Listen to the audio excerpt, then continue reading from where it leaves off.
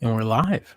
Oh yeah, You brushed your hair? Like I did. I actually did, and I don't even know what to do with it anymore. I mean, I brush it every morning. That's way I can start my workday. Right? That's you got to like at least a baseline is you brush your hair to set up your workday. And I don't know what happens by the end of the day. My hair is just like this.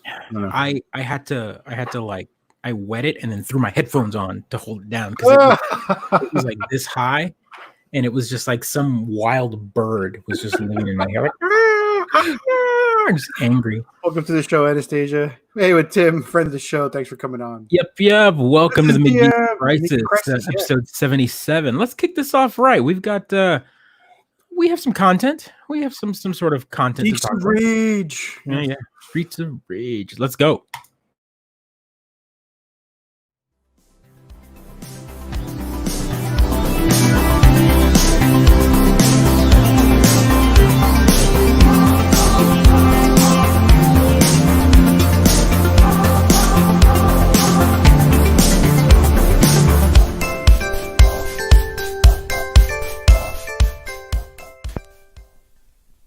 So cheerful. Maybe that's why I haven't changed it. I've been thinking about changing it during this. It would be weird to change it now. It's been like 30 episodes. It feels like 10,000 years that we've had that same beat playing. Have you watched any TV that's been created during the quarantine? No. So there's been all sorts of TV, like shows that like production time are within specific windows, and so they either started early March and now they're out. So example, we watch The Pioneer Woman. She's a cooking show on Food Network. Okay. They're now 4 episodes in, and all of the episodes are filmed with like iPhones and her kids, and they're like unedited, like in the sense of like, hey, you know, and they're like thrown up on Food Network and played on Saturday mornings. Like that's when the new episode airs. So like all of it is being done like really lo-fi. Like the editing is very minimal. Like all of the we're all content creators now. Everyone's content creating, right? So that's interesting. But what's been making me laugh is that you can tell that either studios or directors or whoever else are telling them, hey, mention that there's something going on, but don't mention the virus and don't mention like people dying or anything. So they just say, in these unprecedented times. That seems to be the key phrase. Unprecedented, absolutely. Unprecedented time seems to be the one phrase that everyone is using to kind of be able, so they can keep the show within reruns, but like, you don't have to say, right, because you can't be like 2020, what's going on? In 2020, all these people are dying. No, they're like these unprecedented times. I didn't even know they were making shows. I guess like reality shows still got a film. They got folks are making shows. I'm still listening to the podcast I listen to, and they're still putting out shows, right? Right. Well, I mean, we're still doing something. We're still doing something. That's true too. I didn't consider that. We didn't stop creating content here. Right? Totally. It's weird to think that this is again episode 77. Thank you for everyone who's been following us. We're considered content creators. I mean, we've created 77 plus hours of content. I mean, good content, man. That's up to you. But it's content. Negotiable. It's negotiable. It's whatever. We put something out there for the organization here. We're about producing, not necessarily refining. That's right. We throw it out there, let you guys consume what you want and don't want. It's like a buffet, right? Like, just don't touch the pizza. It's not. Pop culture references last longer than you think. This is true. Folks still mention 9/11, and that's like 19 years ago. Oh, wow. 10,000 years old. Yeah, it is what it is. It is what it is. So let's talk about good things or bad things first. What do we want to discuss, right? That's right. That's true. So the first of you, I think episode 1 was close to 2 hours, like 1 hour and 35 minutes. Joe would not stop talking. I know. I'm sorry. We're not like the Quibi format, right? We're not 5 minutes long or 10 minutes long. I think we have more content than all of Quibi, right? Is that what it is? We have over 77 hours. So have you guys? Hey, Betty, have you guys been following this Quibi thing? I'm sure everyone has gotten ads for it. People have gotten, you're watching your YouTube show, and all of a sudden you get an ad for this other service, Quibi, or whatever. and this voting light. Thank you. It's constantly going. It keeps you going. It triggered me the whole time in the show. I keep looking at it. What the heck is going on there? I'm just gonna. So, oh my god, it's the worst. It's the worst. It's absolutely the worst. It's absolutely worse. We could talk about Quibi, right? Yeah. So Jeff, what is his name? Katzensberg and Meg. So who started this? You know more than I do. Everything I know is from like this whiny New York Times article that when you read it, you can't help but think to yourself, "Wow, Jeff must know somebody at the Times to get this published." Right? It's sort of like, there it goes. This is a nice little screenshot of it. Jeffrey Katzberg, he blames the pandemic for Quibi's rough start. So I guess they didn't reach their 1 billion subscriber goal target that they targeted for a format that seems weird to me. Like I'm not the target demographic. I'm 40 plus years old. So let's start with that for the people in the room. What is a Quibi? 5 to 8 minutes of TV, I guess, or a show, or so it's a 5 to 8 minute professionally produced TV show. Episode extremely edited, as I understand it. So like they might film an hour-long show and then edit it down to 10-minute increments to keep you tuning in, I guess. But then I'm like, why wouldn't I just binge it, which is the way we all consume our television today? Right. So now all I've done is So that's exactly why I want. All you've done is break up my hour show into 6 clicks that I have. Yeah. So you've created a format that no one wanted, right? Like they created the TV format. Right? Like the TV format is we watch a show for like 8 minutes, there's a commercial, and then we watch the same show for another 8 minutes until the hour is done, right? So I don't. Then TiVo came out and allowed you to record it and go bloop, bloop, bloop, bloop, bloop, bloop, and fast forward through the commercials. And then that was 10 plus years ago, and now we hate commercials. Mm-hmm. So you've now made it that I got to wait a day or two per 10-minute episode. I mean, it makes no sense to me. And folks, it's not free. It's $8 a month for the premium subscription, and I'm just like $8. What? I pay for BritBox. BritBox, it's the BBC British channeling, $6.99 a month. And you watch about 10,000 hours of 10,000 hours of like there's tons of content. So like I'm paying less for more. Why would I pay $9 a month, $8.99 a month for 5-minute chunks of garbage? Yeah, this is roles, right? I mean, like this is what I'm saying, right? Thank you. But even was it designed for the pre-quarantine days? Like I can't imagine opening up a TV show for the 5 minutes before my next meeting. I'm working. I'm answering an email, right? And then Jeff in his article in the Times, he talks a lot about like you could watch this while commuting. And I'm like, I don't know how Silicon Valley billionaires do it, but when I'm commuting, I'm driving. Well, they're all self-driving Teslas, right? They hit their button and they're like, I've got to watch a Quibi now. I've got to look up every 5 minutes to make sure the car doesn't crash. So I have touch the steering wheel once so that Elon Musk gets a nice he's got that shit insane. I'm sorry, Elon. You can come after me because I'm a nobody, but you're crazy. Bring it. I'm calling that crazy son of a bitch out. Like that guy is talking about crazy. You know how we know this is the worst timeline, everyone? Because our timeline's Lex Luthor is Elon Musk, and he just sucks. But he has hair. Of course he does, because he's the worst Lex Luthor. Of course he does. Can we talk about his like new child's name? That's essentially a freaking sequel drop table code. Like I swear to God, it's a cyberpunk Decker character, right? Right. That's so can you even pronounce it? Has they come out with is XGA 12 or XGA 1.2? I guess. I mean, I don't know. Yeah, that's it. Curry, please, even knows how to type it. I would have had to copy paste that to type that letter. Well, Sakurai, did you have that already copied and pasted, ready to go? Because there's no way in heck that I would have had that special character ready to go there. I've got it tattooed right here under the beard. No regrets, boy. Oh, good. I mean, good for them. Another baby in the world. I mean, we're almost there anyway, right? He skipped the avatar naming step, right? So like I'm cautious online. This kid is X. So this kid's avatar is named going to be Bobby. Yeah, exactly. They're going to go the other way, right? They skip the step. X, the unknown variable. So what do we say? Is it AE or how do we say that? I think, right? Or I- AI? my Maybe it's el- AI 12. There's a tweet after this, I think, where Elon Musk corrects her on the SR-17 plane. He right? corrects her. Yeah, Nice. He does. He does Nice. correct her. He So it's mansplained. pronounced Ash, which is perfect. Every teacher's gonna love saying that as Ash. Oh my god. So it's good stuff. Anyway, I mean, that's what an evil and bad timeline Lex Luthor would do. Generate a kid whose name we can't pronounce and we trip over all the time, right? Like, it's just lame. This is just timeline is so terrible.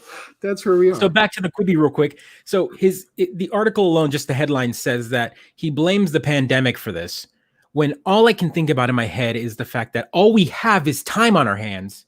Mm-hmm. We don't want to watch your crap. Yep. that's exactly it. This was the perfect time to launch something. I mean, if studios have realized, hey, we're going to go ahead and release all of our movies. I can watch Disney Plus on my phone. I can watch 8 minutes of I can watch the 8 minutes of The Mandalorian while I'm commuting, right? Right. Why wouldn't I watch that? And then I don't know. I've literally never heard of Quibi. We're not the target audience. Clearly, we're not the target audience. I don't know what happened for like 2 weeks straight. Quibi was inserted into all of my ads, into whatever. Bombed my Facebook feed forever and ever. It just bombed my Facebook. It bombed me. I don't know if it's because we create content or whatever, but it just kind of threw it at me in like these like weird stupid commercials of like someone on a subway watching. It's like, I got a Quibi, and using the word as like a verb, like, oh man, my Quibi, and they're really trying to push this word out. They've got one of the Hemsworths. They got Chrissy Teigen. They've got all these big name folks that we recognize from the Twitterverse, I guess. And you talk about the name there. Here we go. The name is ridiculous, but Penny Arcade, it really killed it with this comic there. I think I thought it was perfect. What about Weezbob? That's my favorite one. What about Weezbob? Oh no, well, no. That's a cloud-based management web cloud stream app engine. I love that cloud is mentioned twice. It's cloud-based and also cloud streams. Come on, it's everything. Probably We Fuzz is also great. I mean, I don't know who's it for. And I don't think Jeff and maybe their idea made sense, but maybe it took them so long to put it out there. Or there's already too many things. There's people TikTok. If you want 8 minutes of junk, just load up your Twitter stream, load up your Instagram, load up your TikTok, and watch 5 minutes of TikTok, and you're done. There you go. Your bus ride. 8 minutes of everything. Or don't enjoy something else. There's another website, right? Twitch Roulette. Well, I mean, how do you Reno 911, right? So that was their coup, which I imagine Disney Plus's. It was Disney. It's like the Disney Plus's Mandalorian. Quibi's is Reno 911, which is to get us to buy into it, right? Because we're the ones who watched Reno 911 10,000 years ago. Yes, Vagon. So again, to wrap it up, if you're just coming in, this Quibi thing, the whole purpose of Quibi was, here's an app. The pitch is, here's this app. We're going to give it a funny name. Mm-hmm. We're going to make sure that you know the name and you say Quibi. We threw it at you for months before it launched. And the entire premise is you pay us $9 a month so that you can watch 8-minute episodes. With commercials. That's it. And also you can watch Reno 911. Yeah, new episodes as I understand it. So that was new 8-minute episodes. New 8 minutes. So it's essentially like a bust. It's a bit. It's one bit, yeah. Which you could watch on YouTube old bits and know you're going to get a laugh, right? You could watch an 8-minute edit of SNL. You could watch one skit of SNL. Or just wait for someone to rip that off of Quibi and throw it up on YouTube. YouTube channel. This is what I'm saying. I'm like, congratulations, billionaires! You reinvented YouTube. That's all you did. You rebranded. Why would be not a YouTube channel? That's exactly. How do you watch SNL? I watch SNL on YouTube, and then I watch a bunch of clips of the show, and I enjoy the bits and parts I watch now. I don't watch a whole SNL. Who stays up that late anymore? I'm 10,000 years old, right? But this is how I enjoy these little shows now. I watch clips of things. I watch clips of sports. I don't even watch a whole sport. So I get the pitch they had. We're all about fast consumption. I get it. And edited consumption, right? Because I don't have time to watch all the TV. I just got to watch. People do. The NFL learned on Monday morning. On the Monday morning, you can actually go on NFL.com or pull up the NFL's YouTube page, and you can watch the entire game, whatever game, in a couple minutes. Because what they'll do is they'll just every touchdown or every major play and just boom, boom, boom, boom, boom, boom, boom, done. Well, a football game is actually only 18 minutes of action. Right. But with incompletions, with whatever penalties and whatnot, it stretches out. Plus commercials. So yeah, you're right. But that even the NFL is like, we're gonna give it to you for free on Monday. That way you can watch everything and you can be topical. Maybe that's what Quibi was hoping to be, that platform to do all that, steal all that business from YouTube in some way. But I mean, again, why not just go to YouTube and get it for free with the advertisements already there? Yeah. That's again. Why don't we just watch this on YouTube? Like scratching his neck at sports. He's like, I need it. I got a buddy of mine, my buddy Caleb as well. He's been like, oh, man, I just paid for a UFC fight from like Brazil for this weekend because I need some sort of sports. And I'm like, man, there's so many other things I can watch. Like catch up on a game. Like there's video books. There's sports. I don't get it. I love my sports. Different folks. I love my football. I love my basketball. I'm not a huge baseball fan, but I love the playoffs and onwards. But like it's right now, like there's so like all it's doing is it's giving you more time to do other things. Like look at all these other things that I'm interested in that I now have time to do. I'm catching up on my games. I'm catching up on books. I'm catching up on music. Oh my God, it's like you've gone outside and you're enjoying the sunlight now that Sundays are not occupied by Go Samsung Lions. And yes, Adam, DJ, Brett, chess live streams are there for you. But again, I would only watch the highlights of a chess game, right? Like the first 3 days of a chess game are like opening moves that I've seen a million times. I don't know, man. I don't know. If it's a live chess and you've got like a really thick British accent commentator, maybe like an Irish person and British, and they're going back and forth, and they're using all the colloquial terms, like, oh, he's about to do the blah, blah, blah term or whatever. And you're like, what is that? I don't know. I don't know. Castling, I have to look it up. Oh, it looks like the rook pawn move from 1982, with so-and-so versus so-and-so. I'm like, oh, so wow. I'm about to make Vagabond Dog a little madder. They got $1.8 billion. $1.8 venture capital, billion of venture capital money. $1 billion in venture capital. And you know what's great about venture capital is there is no contractual obligation to really pay that back.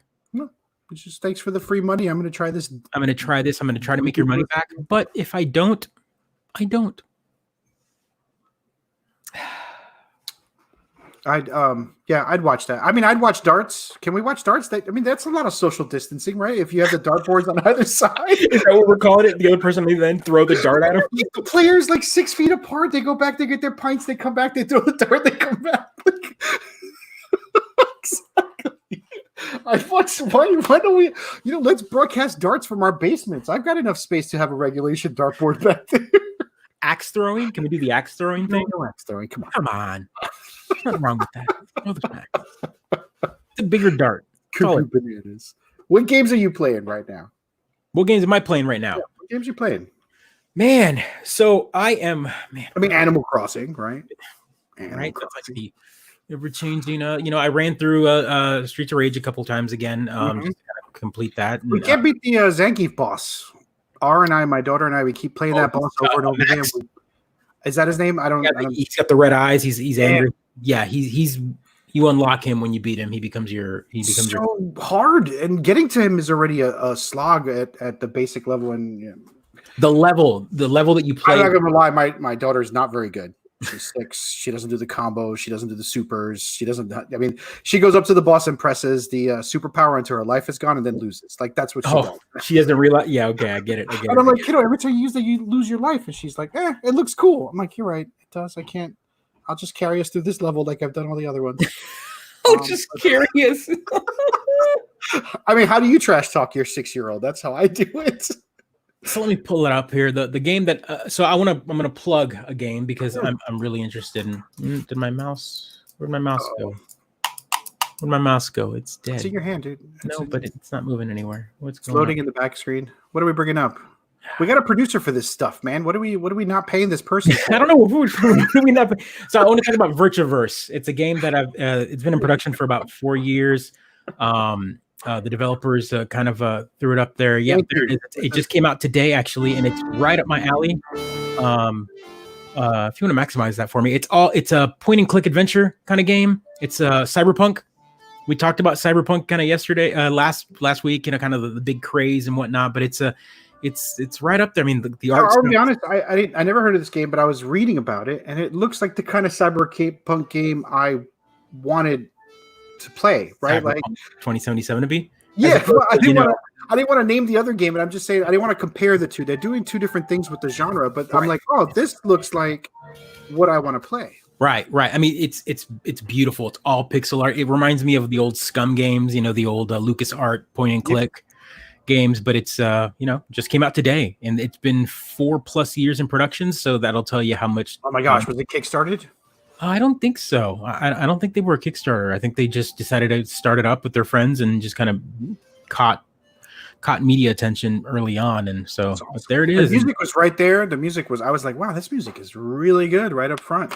What's the damage on it? Was it $10, $20? It was like $13.99 on Steam. Perfect. And they might release further, but again, they're a small dev company, so right now it's PC. But anything can run it. Switch is what I'm hoping for. Give me that on the Switch. Yeah, give me. Well, I mean, kind of like the game that I streamed a few weeks ago.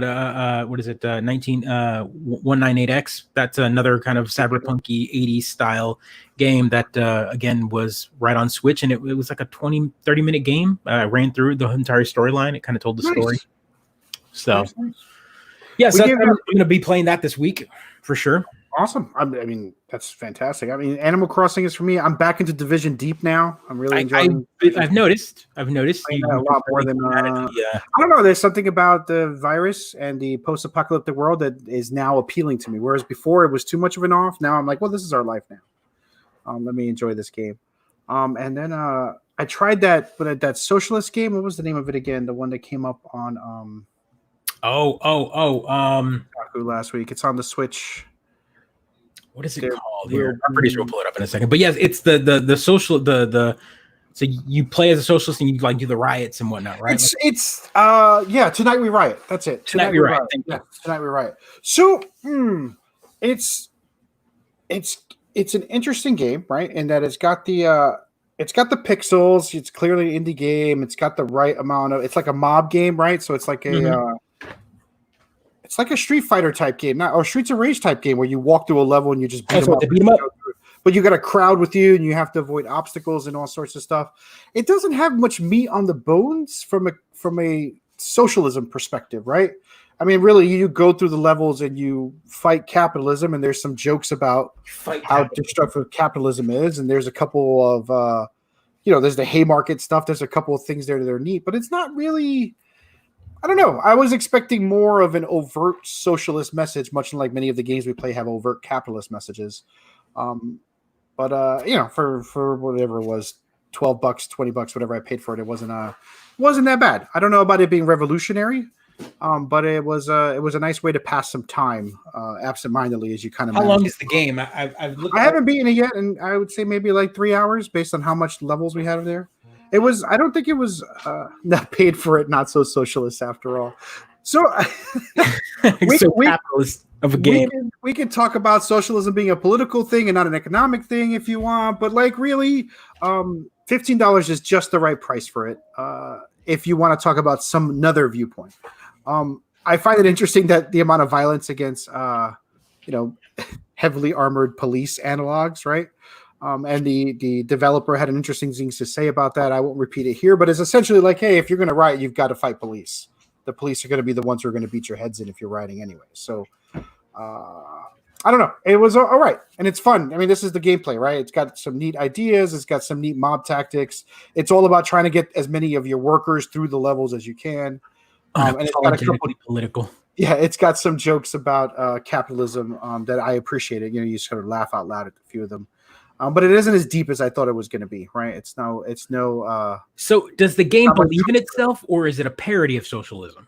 No. It believes. If I have to say, it believes in one thing. It believes in that at some point, if you want to get rid of capitalism, you're going to have to riot, right? That there's no way to remove entrenched power structures without without a revolution. And so this is what the game is about. Let's I'm going to put that up there. Tonight We Riot. It's Tonight We Riot. PC, Mac, just came out. Yep. And It's neat. PC, Mac, Switch. I enjoyed it. I'm about halfway through, so maybe it's like a 5-hour, 6-hour game with multiple unlocks and all the stuff that these kind of indie games have. And it's got some jokes if you appreciate socialism and you appreciate capitalism and you appreciate the friction between the two, right? But just keep in mind, socialism is the political system with some economic things. Capitalism is an economic system with some political things. This seems like what. So yeah, you could be pro-socialist and still sell something, right? That's that's the misnomer, right? Like there's a whole conversation to have about that. Socialism isn't about free things. Socialism is also it's about shared things, right? And so the authors imagine the game as being pro-socialist and that their message isn't this overt capitalist message, which is often what you get. Also, it's about a violent socialist ideology, right? It's not about the sort of get paid according to your need, right? So exactly, right. Yeah. So anyway, it's fun. It's interesting. I hope other developers could look at this and say, "Hey, I want to make a socialist game too," and see where we go from there. That might be some interesting stories you can explore from there. We'll see. So speaking of games in general, we've lost E3. We lost Tokyo Game Show this week as well. So that was announced that it's gone, and they will also be doing a all digital. This seems to be the way it's going to go. For the rest of the year, every major game show, game announcement, game whatever is going to go full digital. We've talked about it. You don't have to beat the dead horse. Yeah, I know. This is the way it should have been from the get go, right? It's already a digital media. Google, Facebook, Twitter, work from home for the rest of the year, right? Like everyone's going digital. So today, I guess this was the first of multiple games that will be announced. Jeff Keighley, media magnate, gaming journalist, aficionado. I don't know what to call him. He's just kind of like the Ringling Brothers. He's the P.T. Barnum of like Carney Barker. Yeah. Very like front person. Yeah, front face for video games and journalism, kind of the bridge between journalism and video games and whatnot. So he's a big deal. But he's a hype man. Thank you, Adam. That's another way. Thank you, Doritos Pope. He's known for that. Thank you for bringing that up. Oh my God, thank you for remembering that. Yes, if our producer can find Doritos Pope picture, that'd be great. But one of the games that was announced today was we're getting a remaster, a remake. Okay, so remake means that you make it from the ground up. Remaster is you take the same assets and you just convert them. So this is a remake from what I'm looking at the graphics. There you go. Thank you. There's our almighty Dorito Pope, Jeff Keighley. There's a lot of jokes. He once went on camera with literally a bag of Doritos and Mountain Dew, and there. Good for him. That's it right there. Oh God, for definitely Pepsi, Halo, big promotion there going on with them. But I mean, he will hawk anything. He's amazing. He's always he's the sadness in his eyes that gets me.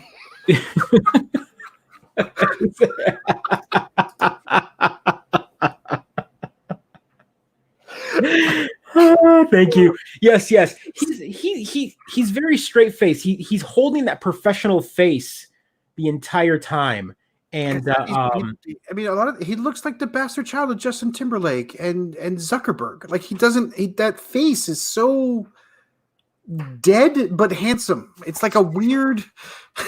It's like a weird. He looks like a corpse. Online, before he became like the persona for like the video game awards and whatnot, he was a little more kind of silly. Like he had a sillier personality, but then he had to go kind of very straight face. Like he can't mess up. If any mess up he does, the media immediately tears him apart, kind of thing. Sure.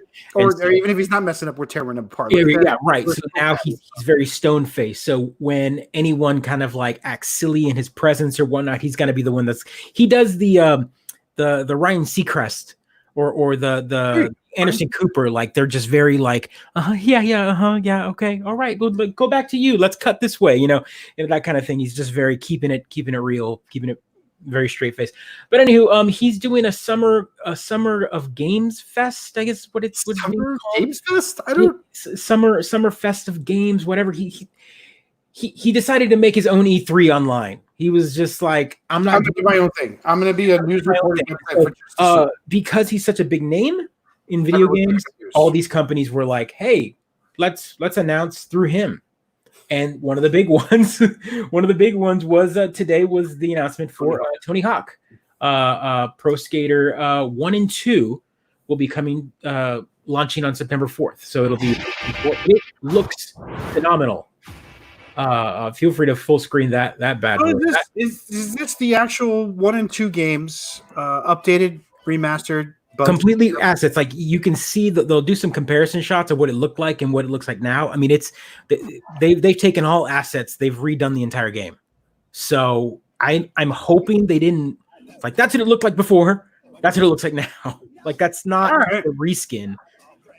Man, I mean, it looked great before. Oh yeah, I mean, I still play it. It's still one of my favorite quasi sports games. I mean, we can't even. It's kind of a sports game, right? Like it's based off of skating, but it's wacky, right? Like you can keep skating forever. It's all about the combos and chaining your grinds and moving from one to the other. The music was kind of iconic for the time. It was the early odds. For all sorts of trick games, right? We wouldn't have all the trick games we have now if it wasn't for the Tony Hawk games, right? I don't even know that skateboarding would be skateboarding without Tony Hawk. So, well, it introduced a lot of people to skateboarding. People that were like, "Hey, this looks fun," and then they would go and play. They would go buy a board because they were interested. So it bridged a gap. It was definitely the like, I'm a video gamer, I'm a skateboarder. Hey, let's bring it together. Hey, we're already there. I mean, I didn't know any skateboarders that didn't also video game, right? But it was, and Doritos, right? This is a very tight Venn diagram, right? The circles are right there. So Vagabond, that's interesting you bring that up, and that's where I'm afraid of. If you are redoing assets completely or redoing the engine, then you have to rebuild physics. Yep. And the Tony Hawk games have a feel. And if anyone remembers, they tried to make a Tony Hawk 5 that came out on Xbox 360 and PlayStation 3. It was a digital download kind of game that was cheap. They had like 2-3 levels and then you'd buy more. It was a bad game, but no one liked it because it wasn't done by Neversoft, which was the original creators. And the physics felt funny. Like they didn't like it. It didn't feel right. So no one adopted it. So that's what people are afraid of. So we're hoping that this remaster of 1 and 2 has the same physics feels of 1 and 2. So it's an interesting concept, right? Because like a lot of physics games, if you don't feel the physics right off the bat, you don't play muscle the game. Memory. Yeah, well, no, it's muscle memory also, but like there's games that are like rely on physics in interesting ways, and I like some physics games and not others. And I think it's that feeling you get initially where you're like, this feels right. I think I can solve this physics game and play it correctly, while other physics games don't feel right, right? And this is what you're talking about, where maybe Tony Hawk 5 didn't feel right, so it didn't work. No one played it. Snowboarding games are ones I can never get the physics to feel right as I'm playing it, and I can't get any moves right. Actually, the Sonic games, every time they have those tricks that you're supposed to do, the physics never work for me, and I always land in the wrong place and I die. and people that play Sonic games, some games feel too floaty. There's always there's a problem with the floaty aspect. So either they feel right or they don't. Mario games. I'm going to have to ask our producer to mute Sibling Streamer. That is his 3rd or 4th academic reference in our stream, and I don't want that crap here. I can't stand it. He also mentioned religion and video games earlier. What's going on here? What are we writing a dissertation in our Twitch stream? Is that what's happening? Let's. I'm teasing. I love Sibling Streamer. Tuesdays at 8:30. They play old school games. It's good fun. Oh man. No, but yeah, and game engines in general. And speaking of game engines, that's a good segue and everything else. So last week we talked about the leak, the information that Nintendo, the theft. We're gonna the leak there. The internet's calling it the leak, but it's the theft of the intellectual property of Nintendo and all of their source for all of that. And we talked about all these side projects that had just happened to come out right around the same time, and one of them. Later, was Mario 64. I talked about how the game was rewritten. The entire engine was rewritten by someone. So no actual code by Nintendo was there. And they created the engine, released the source code online, and was like, here you go, take it. And so people started porting it to everything. There is an unofficial Switch port. So if you've got a hack Switch, you can actually download it and play Mario 64 on the Switch. You can play it on PC. They made phone. There's a web version. You can literally open it up on a browser and Mario 64 freaking shows up and you can play it with your keyboard. Open source, man. That's just gorgeous. Yeah, it's so yeah, they've been doing all sorts of things. And of course, as soon as all of that hit, Nintendo went at it hard. Complete cease and desist on it. And people are saying why. Well, there's one problem with it. While it might have been rewritten, it's still using Mario. Yeah, I imagine the images. Yeah, you still Mario. Right? Mario still belongs to Nintendo. So can you trademark or copyright or whatever the proper legal term, like level design and level layouts? No, maybe it would be. I don't know. Neither one of us are video game lawyers, right? You have to think about platformers, right? Like Mario games are platformers. Run, jump on platform, hit blocks. Multiple games have done that, and so Nintendo hasn't taken those guys to court over a platforming style game. So platforming became what they are because of like Mario. Everyone wants to be Mario or above, right? Sure. Mario 64 is one of the first 3D open world, open level kind of third person platforming games, and then a lot of people followed suit. So is it possible to sue someone for a mechanic? Maybe. It really depends on how patented or how trademarked that mechanic is. But Mario 64, the mechanic itself can't be, because other games have created more 3D platform. It's so if this person decided to maybe change Mario, take his mustache away, change the texture a bit to make him look like someone else, then I don't think Nintendo would have anything to say, because the code, it's a broio. It's I don't know. Right. So yeah, I'm more not even just platforming. I meant more like a level design. Like if I took the very first level of Super Mario Brothers and I just reskinned it to look like an alien level, and it's got a little blob hopping through, but it's the same thing. I hit the block, I get bigger, I jump, and I land in a flag at the end. Could Nintendo be like, wait, this level looks really familiar? It's literally just a reskin of their very first level. What they would come at you is if you took Mario, the actual code of Mario, and then reskinned it to your own thing, then they would be like, that is exact mechanic of Mario, as opposed to rewriting it, like creating it. To be fair, though, the opposite end of this is Nintendo did come after a bunch of individuals that were creating Mario games and Nintendo characters in Dreams on PlayStation. So the Dreams game, that engine where you can make your own games within a game. We talked about Dreams a few weeks back when it launched, and people were making all sorts of fun stuff, and people were recreating like levels of Nintendo games, and Nintendo went at them because they were recreating models and stuff of characters within another engine. That's what it is. I think Vagabond and Rules and the chat there are totally spot on, right? Like these things are, you can't just even if you use your own source code, you're still recreating Mario 64. I made that, right? So I get when Nintendo's coming down on them. I mean, I don't want to side with big Nintendo. Big Nintendo. I mean, big Disney, big whatever. I never want to, but as adults, we really I'll go back in these 77 episodes, and we're going to count how many times you defended big. I defend Nintendo quite a bit, but Nintendo, pay me, please. No, but honestly, like I have to be an adult about this. I can be the young kid that's just angry at all adults and let me do what I want to do because I want to steal content. But there, at what point do I know? Yeah, you're re-releasing a game that belongs to them. Just because you rewrote the code doesn't mean you rewrote the assets. The assets are still Mario. The sounds are still Mario 64. All the textures belong to Nintendo. Yeah, all the textures belong to Nintendo. I also think there is value to letting folks do that exercise without being sued into oblivion, right? Right, and that's where people like John Romero from id Software, who went, hey, our game has been out for 4 years now, 5 years. Here's the full engine to Doom. Go ahead and rewrite it and do whatever you want with it. Here's the source code to Doom. Here's the source code to Quake. Here's Quake 2. They did it for all of their games. They did it on purpose because they were like, hey, we're not making much money on this game anymore, but we want the community to kind of do with it. So here you go.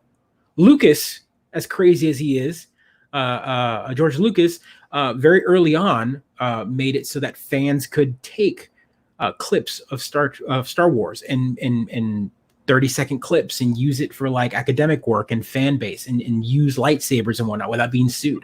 So because he enjoyed what the community was doing. What would look like now if Gene Roddenberry went after all the Star Trek fans at conventions, right? Like it'd be a weird world.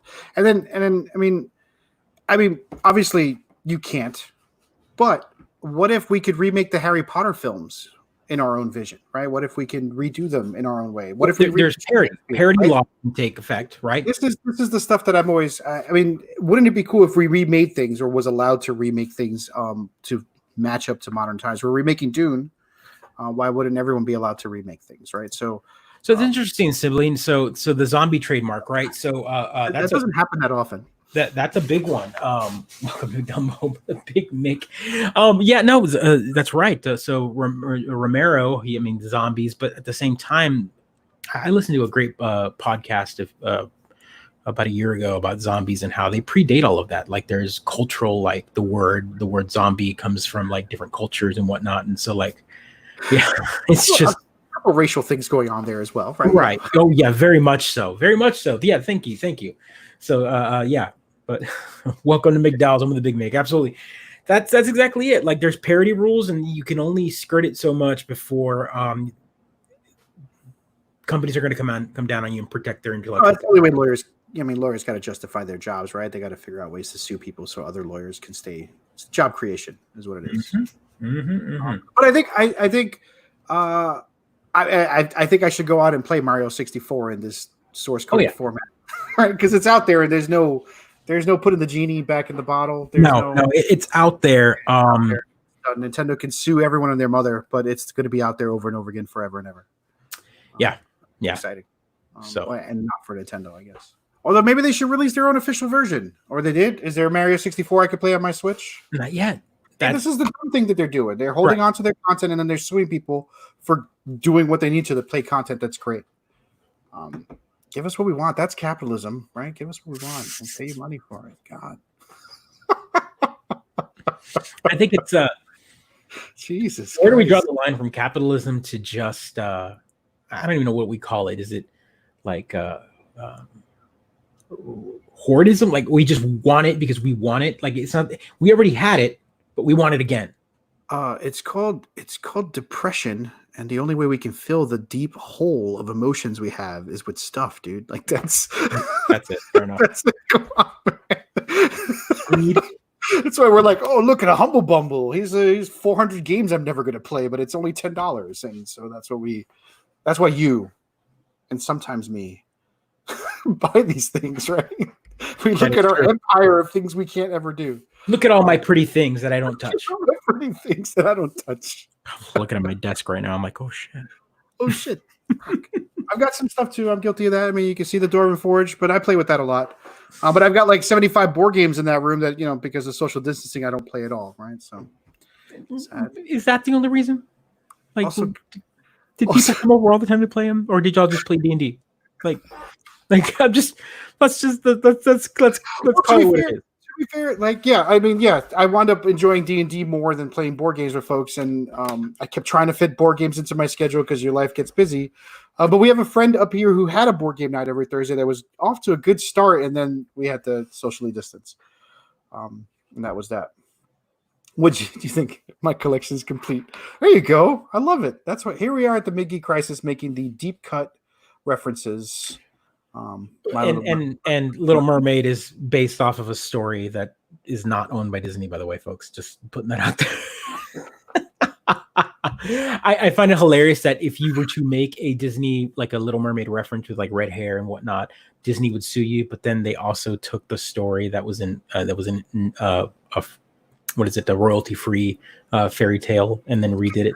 I don't know what the theme of this episode is, but it's clearly that's capitalism. That's capitalism. That's capitalism. We need a banner every time we bring it up. That's capitalism. It's great. Can I hold this? Do you want to buy it? Here, I'll sell it to you. Wait, that's mine. No one else can use it. That's mine now. I sold it. It's Hans Christian Andersen, everyone. And what I love most about it is when I've read the story to my daughter, it's not a happy ending, but Disney made it a happy ending. So you wind up having to explain to your daughter why the Little Mermaid doesn't get to marry the prince and in fact dies. Spoilers.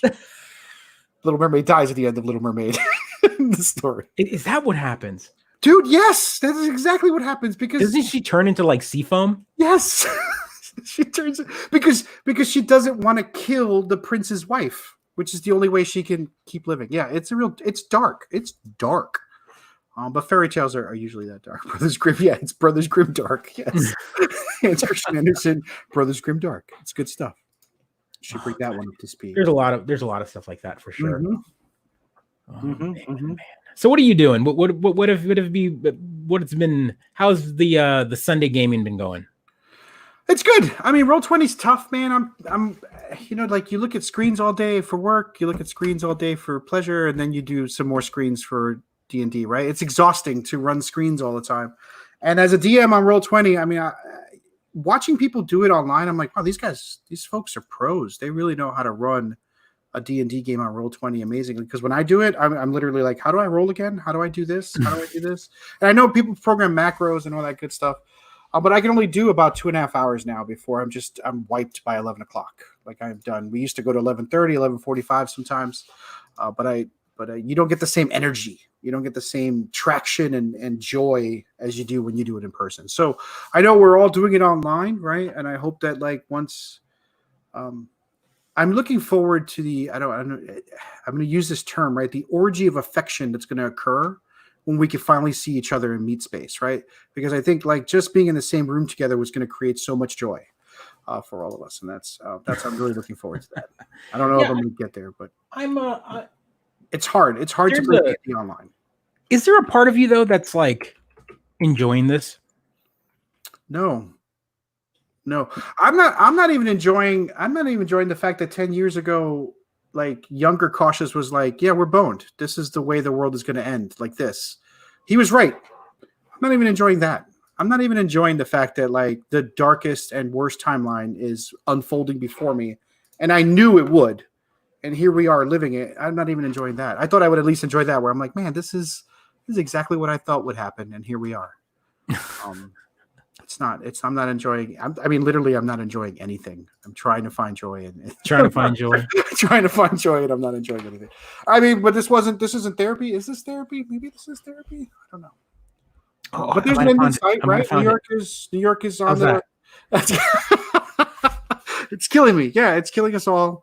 But I think at some point, right, we're all going to decide that this is no longer worth it, right? I told my wife, I tell friends, who wants to live forever like this, right? Is this the way we want to live forever? It's not worth it. There's going to be a point where I'll be like, I need to go outside, or I'm at the point where I'd rather die, right? I just need to be around people and enjoy social events like before.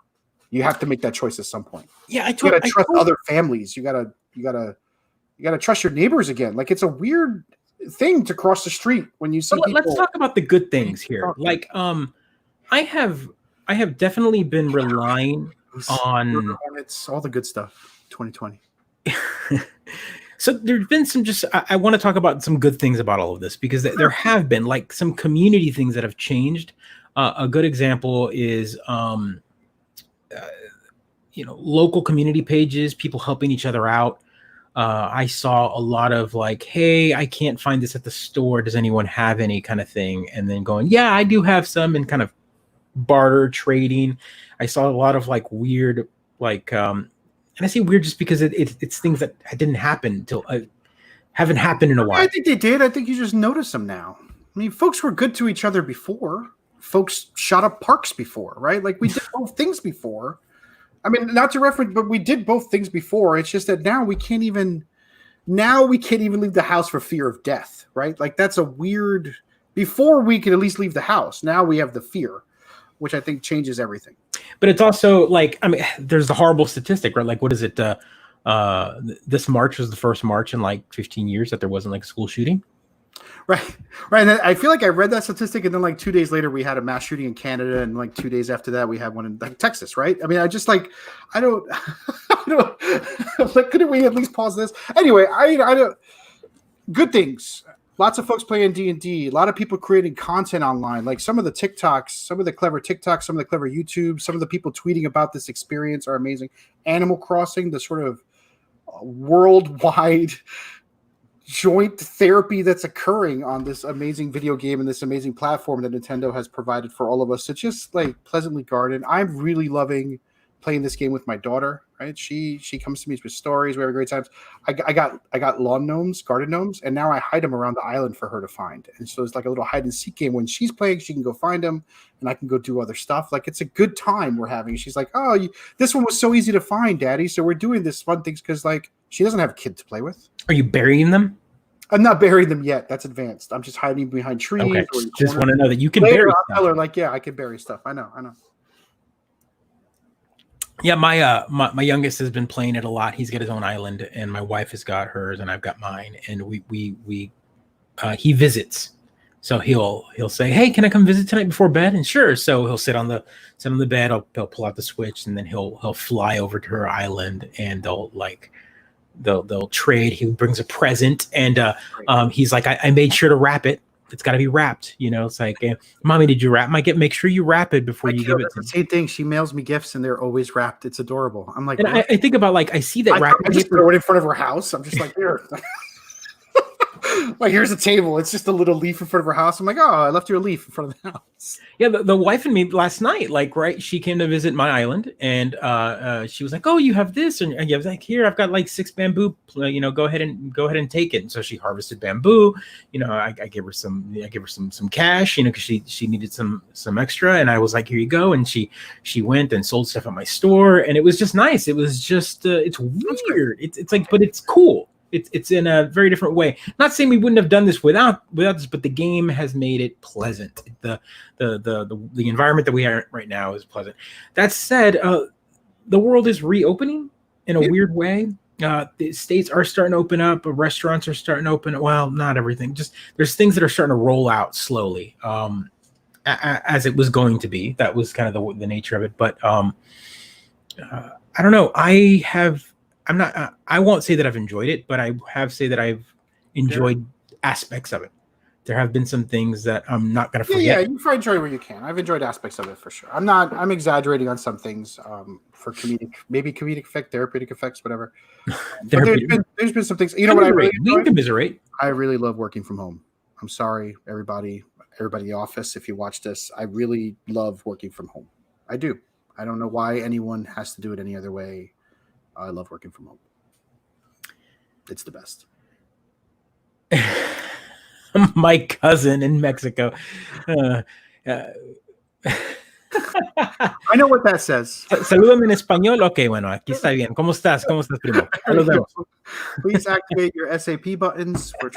Hit the SAP button for me. Closed captioning in Spanish. Hot take are going to be super empty in 2021. I agree. I've talked about. I just want a haircut, man. Let's join the club. Join the club. I mean, it is out there. I am never this crazy. Yeah. Usually you're high and tight, and I'm with you, Vagabond and Rolls. Like at some point, you got to make the trade off and just go out there. We've survived worse. I worry more about the emotional damage, the structural damage to our trust of each other, right?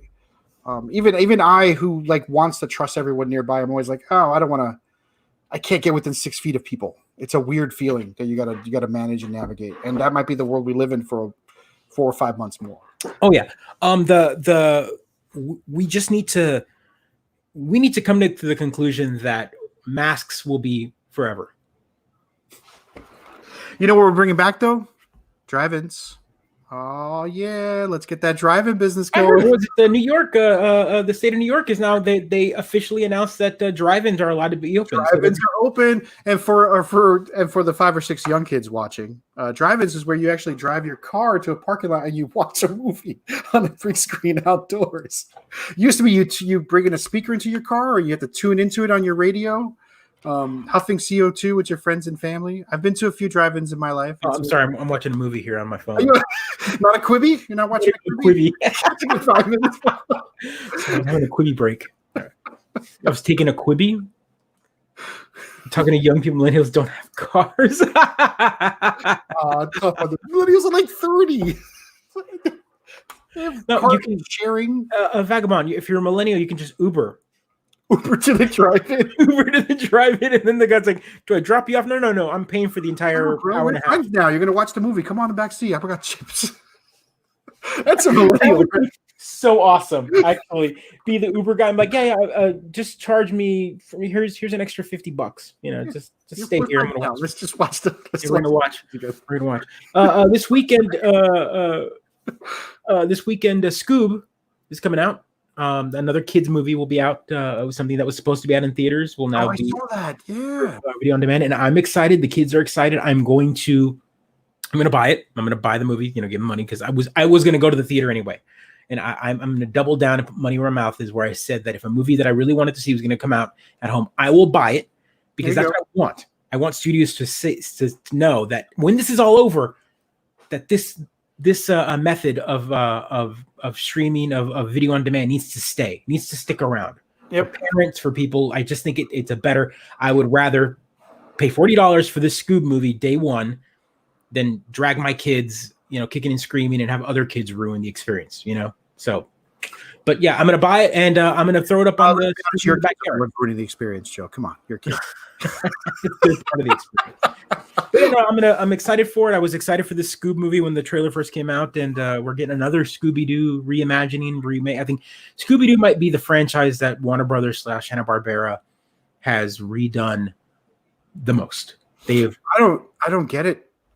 And it keeps making money. I mean, there's been like 4 different Scooby-Doo series. Named Scooby-Doo. I don't remember loving that show so much that I needed it. I wanted more of it. Like I don't remember. I think the formula's there, right? Like it's teenage kids. Each kid has got it.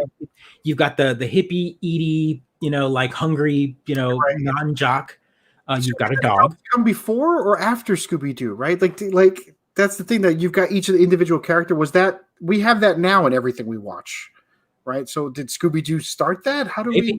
I mean, I definitely Hanna-Barbera was really good about let's have a team of teenagers or whatever with, you know, quirky, you know, either cultural diversity or diversity in you know, 2 females and 2 males and the talking animal, you know, that sort of thing. The talking animal. And then they copied their own formula like multiple times, right? You had like the shark, you had Jabberjaw. You had a bunch of other ones. God, I remember Jabberjaw. Yeah, Jabberjaw was great. I mean, it was a talking shark and it's a Scooby-Doo gang. Archie catch it at 8:00 in the morning on the WPIX, right? It was like early Jabberjaw before the good cartoons came on. Before the good cartoons, wow! You were like bootleg Scooby-Doo, and then you had like G.I. Joe, right? There was like. Yeah, clear shows that were bootlegs. I mean, Scooby-Doo was definitely the show that you'd put on, and you know you're not going to miss anything. You're gonna see Shaggy or Scooby try to fit a big sandwich in their mouth. They're gonna run from a ghost, and they're gonna demask him. So at that point, it's a real estate scam. It was always a real estate scam. Yeah, always a real estate scam. And then it's the moment that you can get up and go get another bowl of cereal. It was the perfect cartoon for it, right? I have a vivid memory of it being the last cartoon before the evening news started, right? So like it was always like, oh no, Scooby-Doo's on. We're gonna run out of cartoons. We're gonna have to do homework and all that stuff. So Rolls, thank you for bringing that hot take for us. Agreed. Support restaurants, theaters, studios, but laugh at airlines crying over losing billions after they charge us $50. So do you think that they're not going to charge us $50? Now they're going to charge us $60 a pop per to make up for the money that they lost during these. They're going to charge us $100 a pop, and they're going to give billions of dollars in dividends to their shareholders. Absolutely, that's capitalism right there. That's capitalism, baby. I like the spin effect on here. This feels like very GeoCities, right? That's what this feels like. It does. Which was bought by Yahoo, and then which was then later bought by AOL, and you know AOL is now part of Verizon. So that's capitalism, baby. That was the same CEO who's now running Quibi, by the way. So. I'm just gonna beat up Quibi all day. I don't get it. I got your Quibi right here. Oh man. So yeah. I don't know. I don't know. One thing I want to drop off is the Twitch roulette.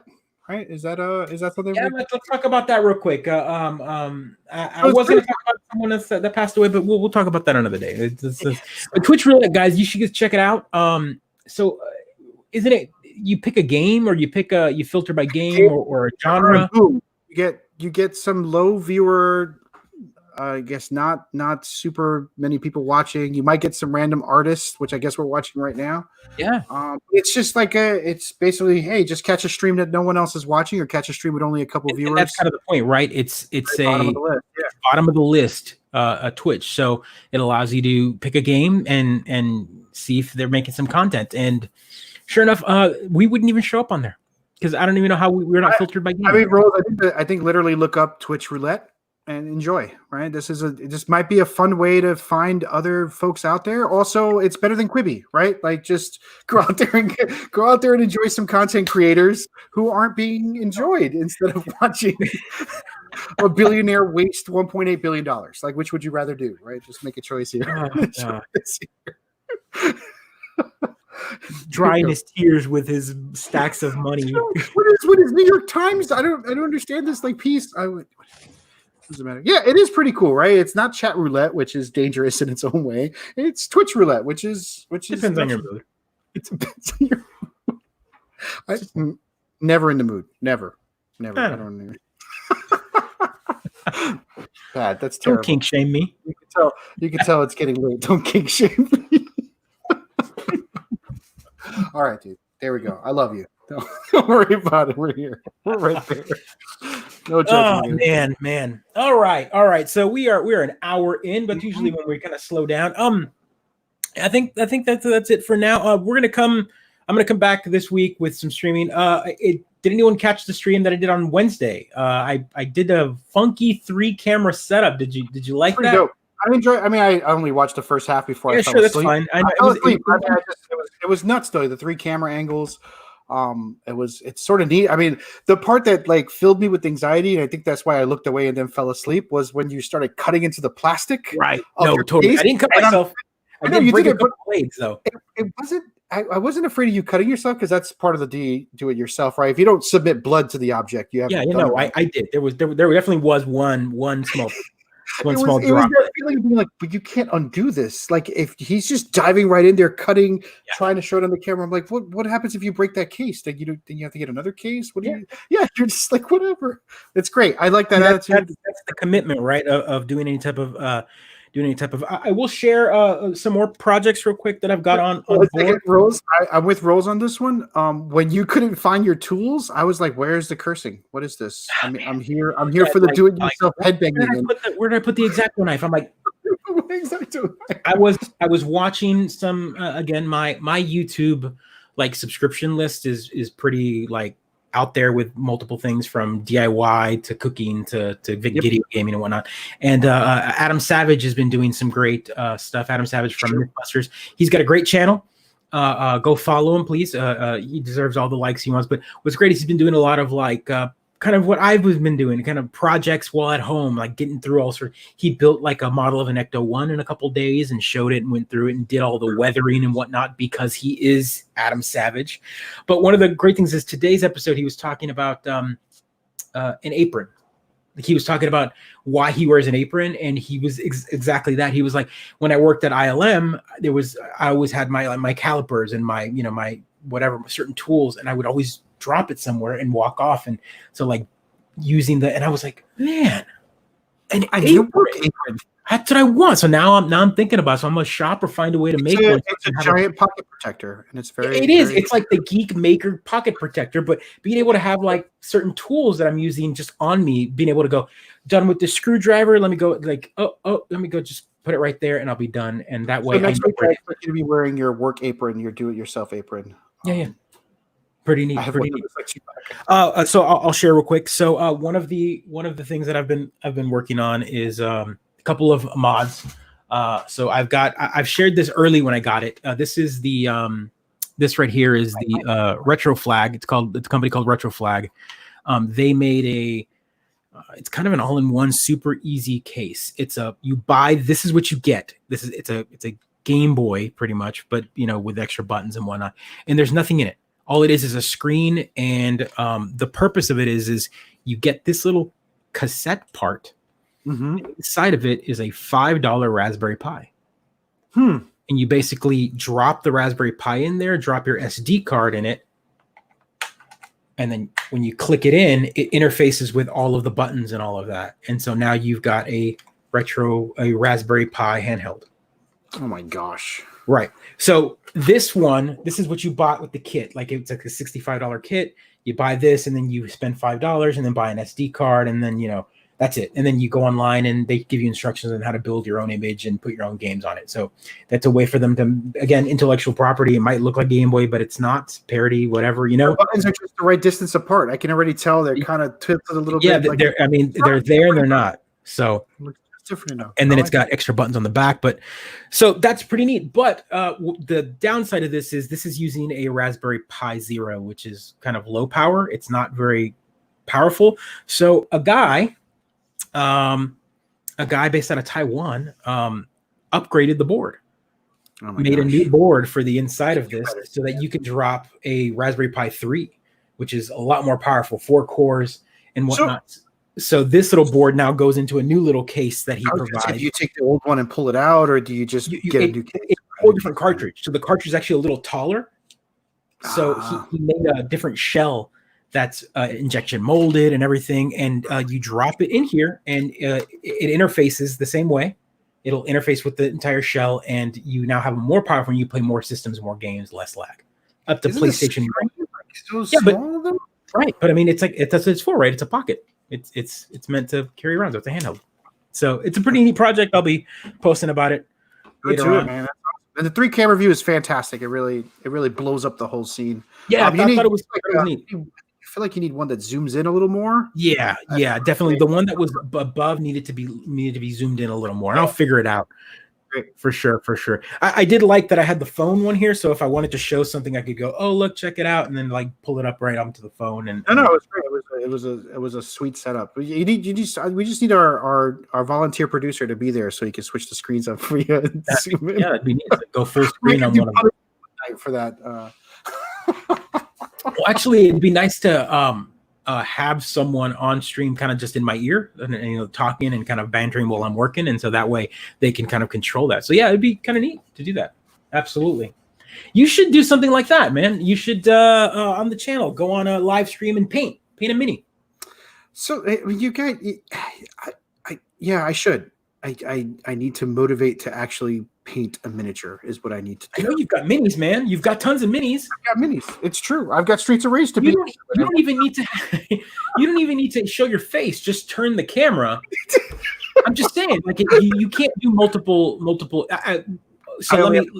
The way I did the multiple camera setup was actually pretty neat because I have a laptop. I have my phone and I have my main computer. So all I did was fire up all 3. So you just pointed the cameras all in the right place and then threw it through StreamYard. Yeah, and StreamYard I just reconnected as multiple clients. So it was 3 people connected. So a way for you to do it would be you could have your phone. Your phone can't host, but it can be a client. So you just email the link or whatever to your phone, and there you go. And now your phone camera can be used as a camera. That's amazing. What a world. So put that on a little holder, put it right in front of the mini, and there you go. Called out at 1 hour and 7 minutes. Like Pedro, create some content on here. Let's go. I'm just saying. I think it'd be neat for you. People would totally dig the paint the mini thing. I can also do some Dwarven Forge builds. Those are always fun. Put the camera down and show. Show what you can do. Hashtag Dwarven Forge. Yeah, hashtag Dwarven Forge. Good folks out there at Dwarven Forge. Good folks. So ladies and gentlemen. Solid show. Thanks. Hour and 8 minutes, episode 77. Thank you for watching. Like, subscribe, share. Please feel free to send messages our way. Say, hey, you want to hear about this? Hear a topic. I mean, we're thanks, Rose. Working on something. I will give you a teaser. There is another section of the channel coming out soon.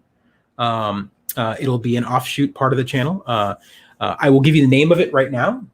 Please. So the name offshoot of the channel will be Now You're Playing With. Uh-oh. Now You're Playing With Power, but without the word power, because that's copyrighted. So we're getting there. I will launch it later on this week, and I will show you what it's all about. It'll be mostly talking with some of the retro community, showing some of the retro stuff, and just being able to kind of offshoot that part of the channel. So fantastic. Stay tuned, guys. Thanks a lot, folks. Thanks for joining. Yep. Take care, everybody. Stay safe. Wash your hands.